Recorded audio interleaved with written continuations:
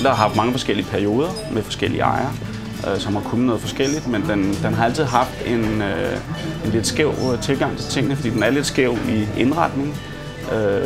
Og der kommer både pæne forretningsfolk, der kommer helt unge mennesker, der kommer folk fra gaden, turister, så den kan mange forskellige ting.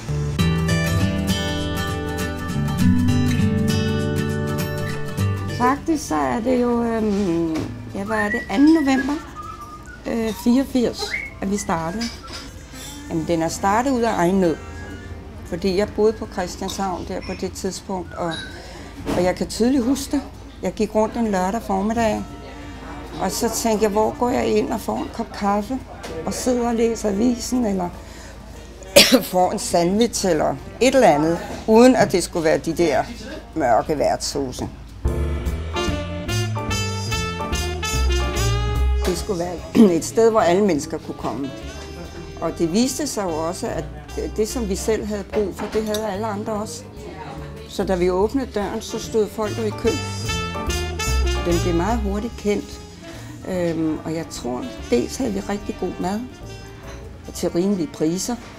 Og så blev det sådan, der begyndte også at komme lidt kendte mennesker samtidig med, at der kom hele Christianshavn. Og altså alle kunne være her, det var vores målsætning, det var det virkelig. At det skulle aldrig være for fint til, at man ikke kunne gå ind og bare få en kop kaffe. Vi har fuld respekt for det Vilder kan og har kunnet tidligere, og har ikke i sinde at lave det om sådan på den bane, vi nu spiller på, hvis man kan sige det sådan.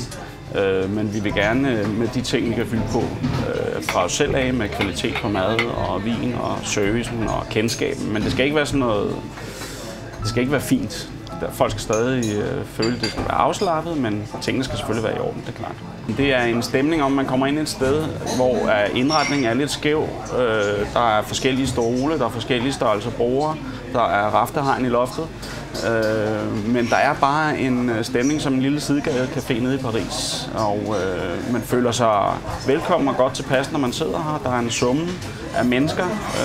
Den er ikke særlig stor, så der bliver hurtigt sådan en hyggelig stemning, når der er også få mennesker.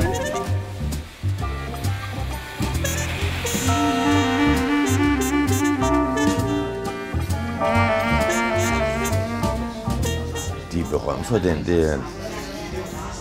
Den er i Københavnerbogen med stort flot billede og sådan noget. Jeg boede derovre på Parfumefabrikken oppe på 4. sal. Opover der var der loft, og der havde de stillet alle tomme flasker. Og de havde stået der længe. Hele gulvet var fuldt af tomme flasker. Og det der loftslys, der kom ind af sådan nogle støvede loftsvinduer.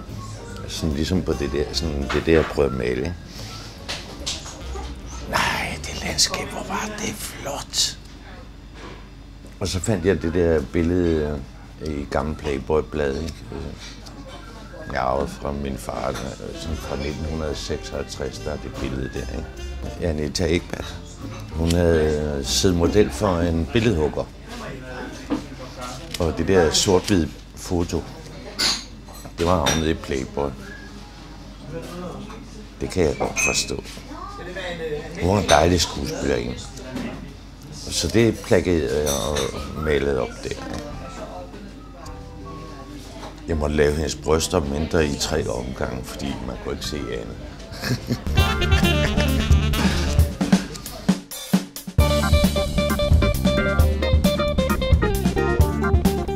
Vi havde jævnligt besøg af kronprinsen. Det var blevet sådan lidt kendt sted. Og så sad han og fik en kop kaffe og rørte godt rundt i koppen. Har du hørt den historie? Og så skvulpede det over. Og så Anso, som også var en af vores tro tjener, hun gik hen og så sagde hun til ham, ved du hvad, hvordan er det, du sidder og tjusker? Jeg troede, du var godt opdraget. Du sidder jo og spiller. Og der blev han fuldstændig flad af grin, fordi et eller andet sted, så var det, altså vi var ikke, altså vi faldt ikke på røven over, at der kom sådan, vi var, altså det skulle ligesom være et sted, hvor alle kunne komme.